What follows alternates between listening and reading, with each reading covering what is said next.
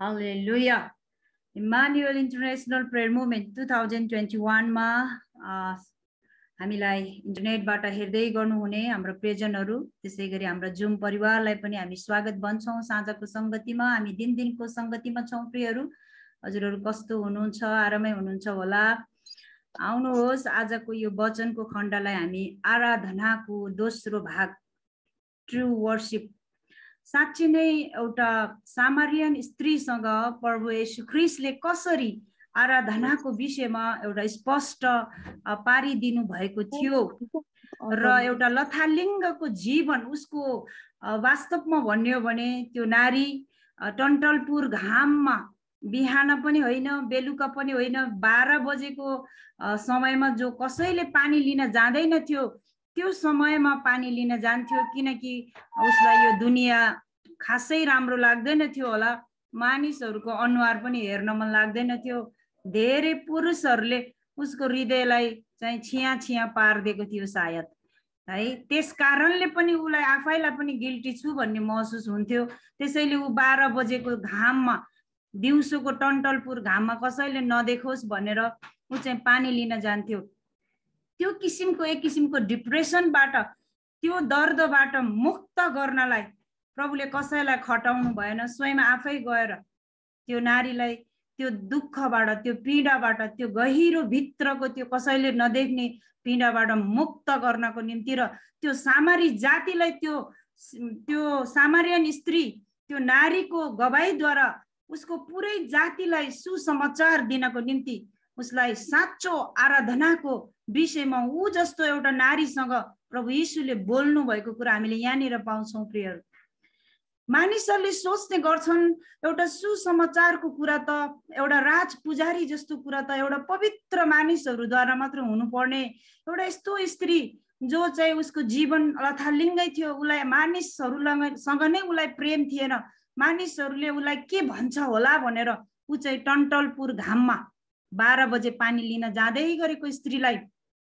कसरी स्वतन्त्र दिनुभयो भन्ने विषयमा आज हामी हेर्नेछौँ। प्रियहरू, हामी आज दोस्रो भागमा छौँ। हजुरले यूहन्ना 4:13बाट हेर्नुभयो भने यहाँनिर स्पष्ट हुन्छ हजुरहरूलाई। यसुले त्यसलाई भन्नुभयो, यो पानी पिउने प्रत्येक फेरि तिर्खाउने छ, तर जसले मैले दिने पानी पिउँछ त्यो कहिल्यै तिर्खाउने छैन। जुन पानी म त्यसलाई दिनेछु त्यो त्यसमा अनन्त जीवनको निम्ति उम्रिरहने पानीको मूल बन्नेछ। हालेलुया। यति गहिरो कुरा गरिदिनु भयो प्रभु येशूले कि आत्मिक कुरा गरिदिनु भयो। बिचरा त्यो नारीले के बुझ्यो होला र? सँगसँगै पुत्रजीसँग सँगसँगै हिँड्ने चेलाहरूले त आत्मिक कुरा बुझ्दैन थियो। येशू ख्रीष्टले आत्माबाट बोल्नुहुन्थ्यो, उनीहरूले शरीरबाट बुझ्थे भने त्यो स्त्री त बिचरा आफ्नै जिन्दगी लथालिङ्गै छ, मानिसहरूसँग डराइरहेको छ, कसले के भन्छ भनेर मानिसहरूसँग फेस गर्न नसकेर ऊ टन्टलपुर घाममा पानी लिन जाँदैछ। तर पनि उसलाई प्रभुले उसको सबै भित्रको कुरा हल्लाइदिनुहुन्छ। प्रियहरू, अगमवक्ता भएर पनि हल्लाइदिनुहुन्छ अनि उसको भित्रको खुबी पनि निकालिदिनुहुन्छ। हेर्नुहोस् है त, जब प्रभुले भन्दै हुनुहुन्थ्यो अनन्त जीवनको निम्ति उम्रिरहने पानीको मूल बन्ने छ भनेर, तर त्यस स्त्रीले उहाँलाई भने, हजुर मलाई पनि त्यो पानी दिनुहोस् न, म कहिल्यै तिर्खाउने छैन। किनभने उसको जिन्दगी एक किसिमको बाध्यता भएको थियो, उसलाई त्यहाँ पानी भर्न नआउन परे पनि हुन्थ्यो भन्ने एक किसिमको पीडा थियो। उसले त ओहो यो के होला, यस्तो पानी मलाई दिएको भए त म भोलिबाट यहाँनिर आउनै पर्थेन भनेर उसले शरीरबाटै सोचेको छ।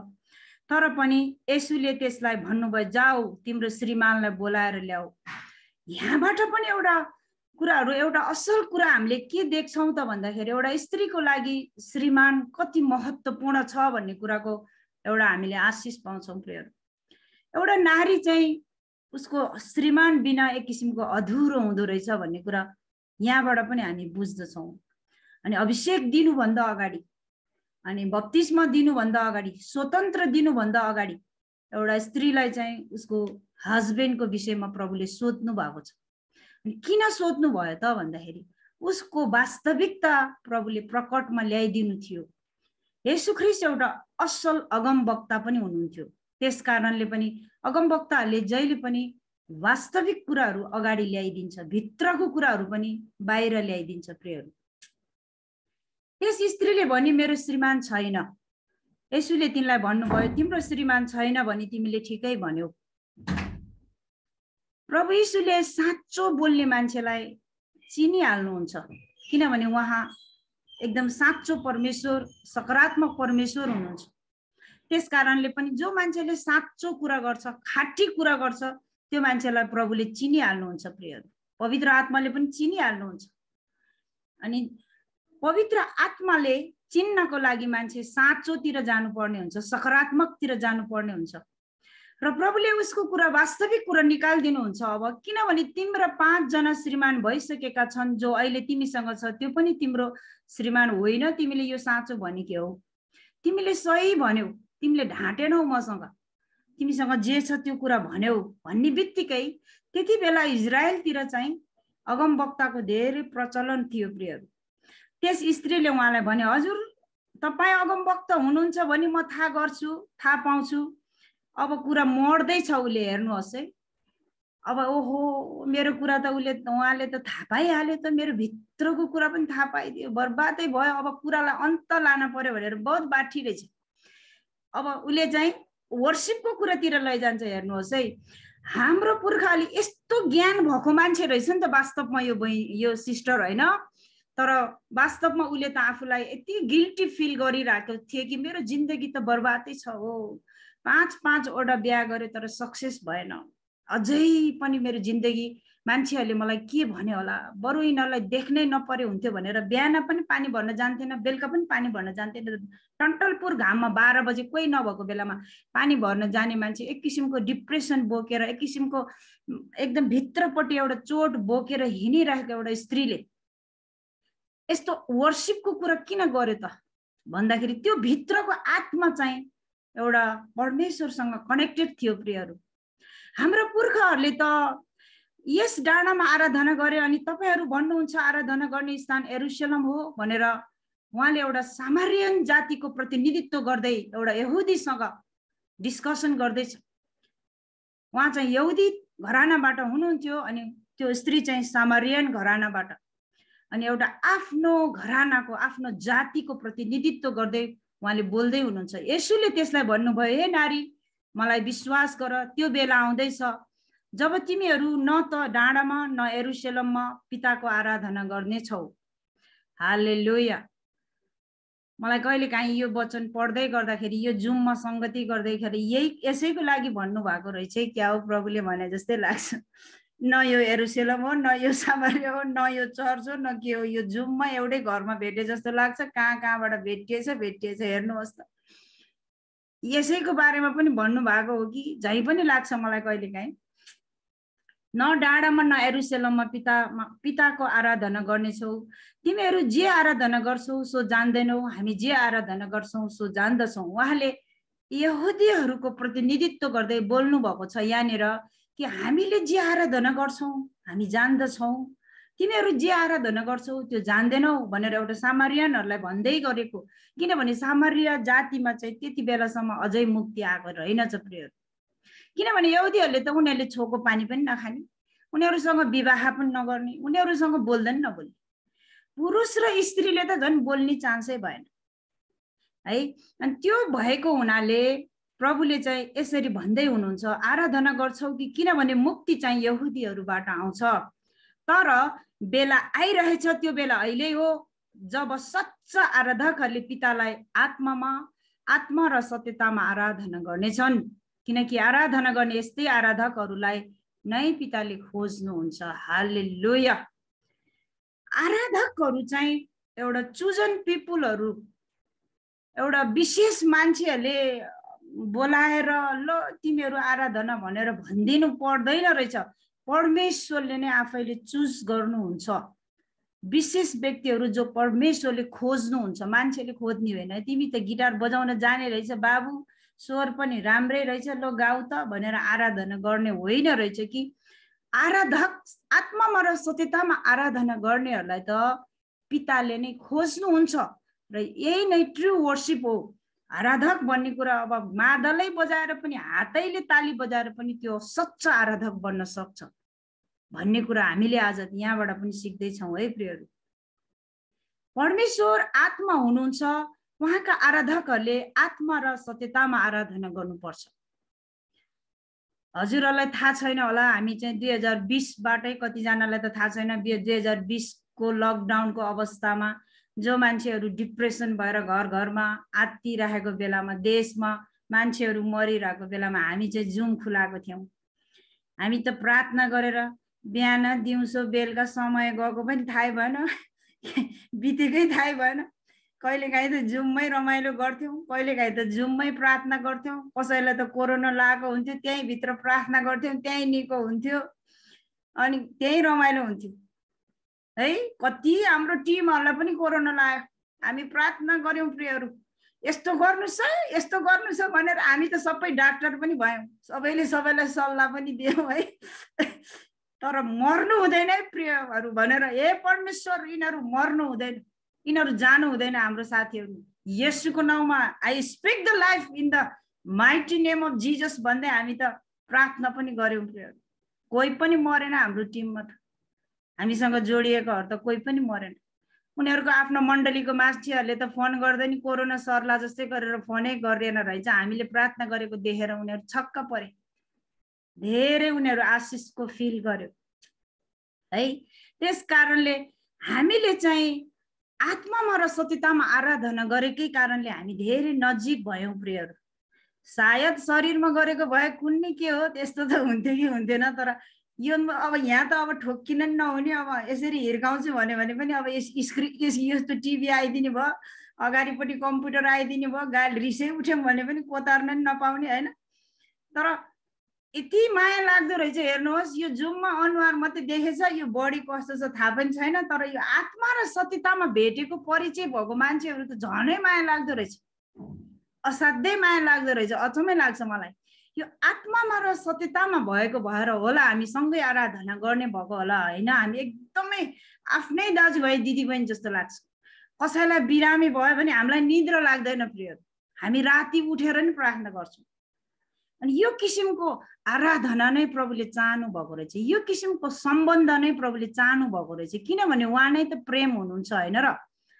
अनि त्यस स्त्रीले उहाँलाई भने, म जान्दछु कि मसिहा आउनुहुन्छ। यति गहिरो गहिरो कुरा त उहाँ, यो स्त्री चाहिँ एउटा वचन जानेको स्त्री रहेछ भन्ने कुरा यहाँबाट बुझ्न सक्छौँ कि यहाँनिर चाहिँ त्यो गहिरो कुरा भनिसक्नु भएपछि प्रभुले परमेश्वर चाहिँ आत्मा हुनुहुन्छ, तर तिमीहरूले चाहिँ आत्मामा र सत्यतामा आराधना गर्नुपर्छ। परमेश्वरले चाहिँ त्यस्तै व्यक्तिहरूलाई खोजिराख्नु भएको छ भन्ने कुरा जब त्यो स्त्रीले सुन्छिन्, तिनले चाहिँ भन्छ, म जान्दछु कि मसिहा आउनुहुन्छ जसलाई क्रिस्ट भनिन्छ। जब उहाँ आउनुहुन्छ तब उहाँले नै हामीलाई सबै कुरा बताउनु हुनेछ अरे। यसको मतलब यो स्त्री बाइबल जानेको रहेछ, वचन पढेको मान्छे रहेछ, पुरानो करार पढेको एउटा मान्छेहरू नै रहेछन् भन्ने कुरा हामीले यहाँबाट बुझ्न सक्छौँ। यसुले तिनलाई भन्नुभयो, तिमीसँग बोल्ने म उही हुँ।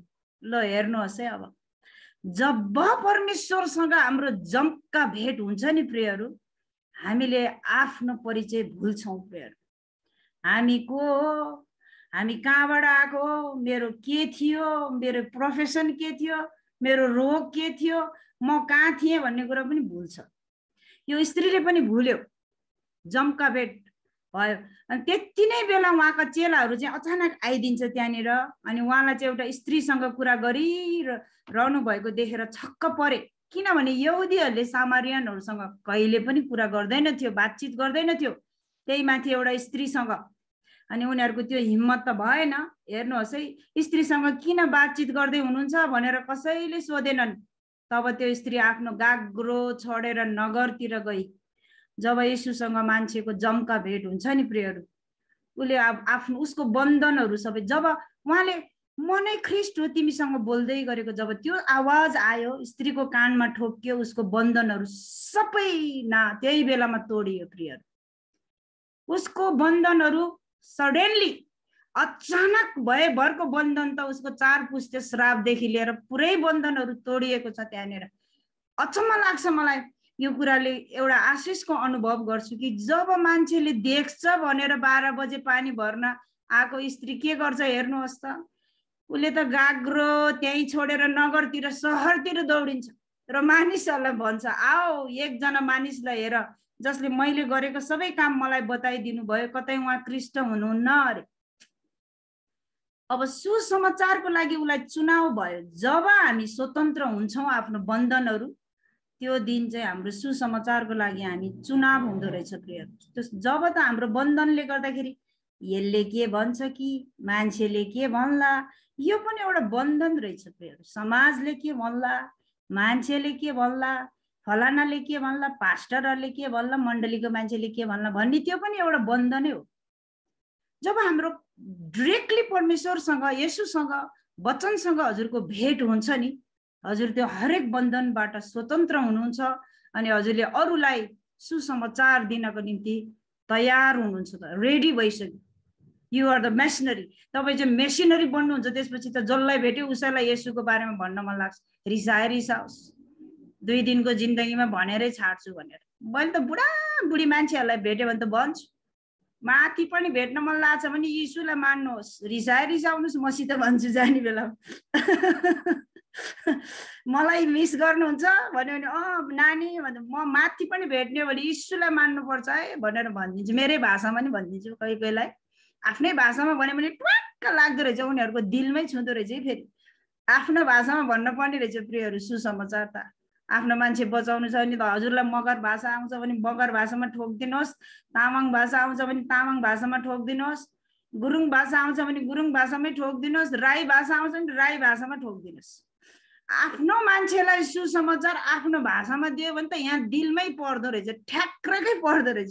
मैले त्यो महसुस गरेँ, आँखाबाट आँसु बगाएको नि देखेँ मैले मान्छेहरूले सुसमाचार दिँदाखेरि है। त्यस कारणले यसै बीचमा चाहिँ चेलाले उहाँलाई बिन्ती गरेको छ। हेर्नुहोस् यहाँ अर्को एउटा रहस्य छ प्रियहरू, रब्बी भोजन गर्नुहोस् भनेर भन्दै गरेको छ। उहाँहरूले चेलाहरूले चाहिँ उहाँको लागि भोजन लिएर आउनुहुन्छ, त्यो शारीरिक भोजन। मसित खानालाई भोजन छ जो तिमीहरूलाई थाहा छैन। अब फेरि चेलाहरूले शङ्का गर्न थाल्छ। हेर्नुहोस् है, चेलाहरू जहिले पनि शरीरमै बोल्थे क्या। जब तक पेन्टिकोसको दिनमा आगो बर्सेको थियो, पवित्र आत्मा नपाउँदासम्म उनीहरू शरीरमै बोलेको छ। बाइबलमा हेर्नुहोस् त हजुरहरूले, चेलाहरूले जब जब यीशुले आत्माको कुरा गर्दै हुनुहुन्छ चेलाले शरीरबाटै बोलेको हुन्छ, शरीरबाटै सोचेको हुन्छ। यहाँनिर चेलाहरूले आपसमा के कसैले उहाँलाई भोजन ल्याइदियो कि कसो हो भन्दै गरेको सुन्दाखेरि हामीले यो कुरा बुझ्छौँ। यसैले तिनलाई भन्नुभयो मलाई पठाउनु हुनेको इच्छा अनुसार गर्नु, उहाँको काम पुरा गर्नु नै मेरो भोजन हो। यो कुरा चाहिँ हजुर र मेरो लागि पनि हो है प्रियहरू। आज पनि हजुर र मलाई किन पृथ्वीमा राख्नु भएको छ त? हाम्रै आफ्नो डिजायरहरू पुरा गर्नलाई हो र? हाम्रो एम, हाम्रो सपना, हाम्रो छोराछोरीको सपना, यिनीहरूको चाहिँ भिजनहरू के छ, डिजायरहरू के छ, त्यो पुरा गर्नलाई होइन। उहाँको विल हामीद्वारा पुरा गर्नलाई हामी अझै हामीलाई आयु थपेर राखिदिनु भएको छ। उहाँको मिसन हाम्रो जीवनबाट केही कुराहरू पुरा हुनु छ अनि त्यो पुरा भएपछि बल्ल हामी माथि जान पाउँछौँ। अनि यो कुरा हाम्रो लागि पनि हो। हामीलाई आज 1 घडी आयु थपिदिनु हुनेको इच्छा पुरा गर्नु, उहाँको योजना हाम्रो जीवनबाट पुरा गर्नु नै हाम्रो भोजन हुनुपर्छ, हाम्रो आत्मिक भोजन हुनुपर्छ प्रियहरू, दिनको भोजन हुनुपर्छ। हालेलुया। तिमीहरू भन्दैछौ, तिमीहरू भन्दैनौ र अझ 4 महिना बाँकी छ, तब बाली काट्ने बेला आउँछ। म तिमीहरूलाई भन्दछु आफ्नो आँखा उचालेर खेतबारी हेर, बाली कटनीको निम्ति पाकिसकेको छ। जसले बाली काट्छ त्यसले ज्याला पाउँछ, अनन्त जीवनको लागि फल बटुल्छ र छर्ने र कटनी गर्ने एकसाथ रमाउँछन्। हालेलुया। एकजनाले छर्छ अर्कोले कटनी गर्छ भन्ने वचन यसैमा सत्य हुन्छ। हामी पहिला रेडियोबाट सुसमाचार दिन्थ्यौँ क्या प्रियहरू, रेडियोबाट धेरै सुसमाचार दिन्थ्यौँ। अनि कसैले हामीलाई फोन गर्थ्यो रेडियोमा, लौ न हामीलाई साह्रै हजुरको वचनहरू मन पर्यो, चर्च कहाँ छ भनेर भन्नु। अब मान्छे अनुहार देखे छैन, त्यो जमानामा त यस्तो यो मोबाइल सोबाइल पनि केही हुन्थेन। हेर्नुहोस् हजुर, हाम्रो नेपालतिर त झनै रेडियोमा त्यहाँबाट हजुरको घरको नजिक यस्तै कोही छ चर्च भन्दाखेरि यस्तो छ भने हो त्यो चर्चमा जानुहोस् भनेर त्यहाँको पास्टरको फोन नम्बर ल्याएर उहाँलाई फोन गराएर लो एकजना मान्छे त्यहाँ छ हजुर गएर त्यहाँ हेरिदिनुहोस् त भन्नु पर्थ्यो पहिला पहिला। कति मान्छेहरू त यो त मेरै चर्चको अर्को चर्चमा गयो भनेर लडिरहेको देख्दाखेरि छक्क पर्छ म कहिलेकाहीँ। हामीले मिडियाबाट यति धेरै मान्छेहरूलाई चर्चमा पठाइदियो त खोइ त हामीलाई त कसैले केही दिएन त है, कसैले केही भनेन त, धन्यवाद पनि भनेन त। त्यो कुरा त्यसरी तेरो र मेरो भन्न पाइँदैन परमेश्वरको राज्यमा। हामीले त्यो आत्माहरू दिएका थियौँ र पो परमेश्वरले पनि हामीलाई सहायता गर्ने आत्माहरू पठाइदिनुहुन्छ। अनि हामीले नरोपेको ठाउँमा कटनी गर्न पठाउनु हुँदो रहेछ प्रियहरू। देउ तिमीलाई दिइनेछ भन्ने कुरा त्यता पनि लाग्छ है। अनि यो चाहिँ परमेश्वरको सिस्टम र मान्छेको सिस्टम एकदम फरक छ। हामीले नरोपेको ठाउँमा हामीलाई कटनी गर्न पठाउनुहुन्छ परमेश्वरले, हामीले रोपिरहेकोलाई अर्कोलाई कटनी गर्न पठाउँदो रहेछ प्रिय। यो चाहिँ परमेश्वरको वचन पूरा भएको हो। हेर्नुहोस् है, अब हजुरहरूलाई म अन्तिममा छु। मैले जे गरेँ उहाँले मलाई भनिदिनु भयो भन्ने त्यस स्त्रीको गवाईले गर्दा त्यस नगरका सामरीहरू मध्ये धेरैले उहाँमाथि विश्वास गरे। वास्तवमा सामरियनसँगको प्रभुको भेट चाहिँ यो थियो, यसको मूल कारण चाहिँ यो थियो कि सामरी जातिहरू धेरैलाई बचाउनु थियो प्रिय। वर्शिपको बारेमा भन्नुभयो, धेरै कुराहरू भन्नुभयो, तर वास्तवमा त्यो स्त्रीद्वारा सामरियन त्यो जातिहरूलाई प्रभुको राज्यभित्र ल्याउनु थियो। यसकारण जब सामरीहरू उहाँ कहाँ आए तिनीहरूले उहाँलाई तिनीसँग बस्न बिन्ती गरे। 2 दिन त्यहाँ बस्नुभयो अनि वचनको कारण धेरैले उहाँमाथि विश्वास गरे। अझै प्रभुलाई 2 दिन त्यहाँ बस्नुभयो। नत्र त सामरीहरूको घरमा त यहुदीहरूले त पानी पनि खाँदैनथे, छुँदा पनि छुँदैनथे, बोल्दा पनि बोल्दैनथे। अनि प्रभु यीशुले बाटो खोलिदिनु भयो। हाम्रो नेपालतिर पनि त त्यस्तो छ नि त, जात भात यता उता भन्छन् है। अनि सानो कुनै अब त्यस्तो खालको दलित पास्टरजीहरू भएको ठाउँमा त मान्छेहरू त जाँदैन हैन। कति त्यो बन्धनहरू, त्योलाई बन्धन हो त्यो। अझै पनि बन्धनहरू हाम्रो देशमा हामीले देख्न पाउँछौँ प्रियहरू। अनि हाम्रो साँचो आराधना भनेको यही रहेछ कि हामीले आत्मामा र सत्यतामा येशूलाई भेट्नु। अनि हाम्रो सबै बन्धनहरू तोडिन्छ जब हामी साँचो आराधनाभित्र प्रवेश गर्छौँ। हामीमा भएको इगोहरू, हामीमा भएको एक किसिमको बन्धनहरू, हाम्रो हुन्छ नि हाम्रो बाउबाजेबाट आएको बन्धनहरू, हामी कस्तो संस्कारमा हुर्क्यौँ, हाम्रो गाउँघर बस्ती कस्तो थियो, हामीले के सिकाइयो, हामी सानो हुँदाखेरि हाम्रो दिमागमा के छाप लगाइदियो, त्यो किसिमको सबै बन्धनहरू चाहिँ जब हामी पवित्र आत्मासँग येशूसँग जम्का भेट हुन्छ त्यो थाहै नपाई उत्रिएर भाग्दो रहेछ। हामीलाई आफैलाई पनि थाहा नहुँदो रहेछ। अनि हामीद्वारा चाहिँ हाम्रो जाति, हाम्रो खानदान, हाम्रो इष्टमित्रहरू बिस्तारै आउँदो रहेछ प्रिय। हामीले चाहेको समयमा होइन, परमेश्वरले चाहेको समयमा बिस्तारै बिस्तारै अनि जेनेरेसन टु जेनेरेसन हामी ब्लेसिङ हुँदै जानेछौँ। तिमीहरूलाई म 1000 पुस्तालाई आशिष दिनेछु भन्नुभएको छ। त्यस कारणले पनि हाम्रो आराधना चाहिँ साँचो आराधना आत्मामा र सत्यतामा हुनुपर्छ। आशा गर्छु हजुरहरूले यसबाट केही न केही त आशिष लिनुभयो होला। धेरै लामो पनि भयो होला है। ठिकै छ, प्रभुको धेरै महिमा भएको होस्। हजुरहरूले यसबाट पनि आफ्नो आफन्तहरूलाई, आफ्नो इष्टमित्रहरूको लागि पनि एउटा, हजुर पनि एउटा आफ्नो इष्टमित्रहरूको लागि, आफ्नो आफन्तहरूको लागि एउटा स्वर्गमा चाहिँ झन्डा बोकेर बस्ने चाहिँ पहिलो व्यक्ति हजुरै हुनुहुन्छ है।